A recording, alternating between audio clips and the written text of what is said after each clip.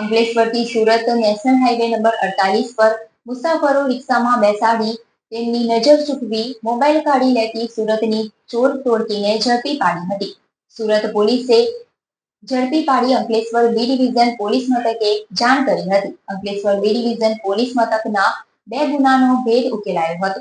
ઝડપાયેલ mobile ચોરી ત્રિપુટી સામે સુરતમાં અસંખ્ય ગુના દાખલ છે. સુરત પોલીસે તેમની પાસેથી ચોરીના 10 મોબાઈલ અને રિક્ષા મળી 1.53 લાખનો મુદ્દામાલ રિકવર કર્યો. તાજેતરમાં સુરત કતારગામ પોલીસ દ્વારા રિક્ષામાં બેસાડી મુસાફરોના મોબાઈલ ચોરી કરતી ગેંગને ઝડપી પાડી હતી અને ગેંગને આકરી પૂછપરછ કરતા ચોર ત્રિપુટી પાસેથી ચોરીના 10 મોબાઈલ મળી આવ્યા હતા. જે પૈકી 2 મોબાઈલની ચોરી અંકલેશ્વર બી ડિવિઝન પોલીસ મથક વિસ્તારમાંથી કરી હોવાની વિગતો પૂછપરછ દરમિયાન સામે આવી હતી.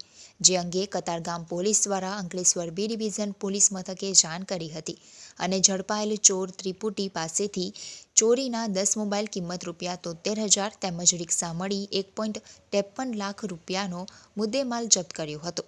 ચોર ત્રિપુટી સામે સુરતમાં 13થી વધુ ગુના દાખલ થયા છે, તો ચોરીના વધુ 8 ગુના તેમની પૂછપરછમાં સામે આવ્યા હતા. Ankleshwar B division PI V K. ભૂતિયાના માર્ગદર્શન હેઠળ પોલીસ ટીમ સુરતથી ચોર ત્રિપુટી નવાઝ ફારૂક શેખ રિક્ષા ડ્રાઈવર રહે સુરત, મુસ્તાક ખાન સલીમ ખાન પઠાણ અને કલીમ સલીમ પટેલ બંને રહે સુરતના ટ્રાન્સફર વોરંટ પર અંકલેશ્વર ખાતે લઈ આવ્યા હતા અને તેમની પૂછપરછ શરૂ કરી હતી.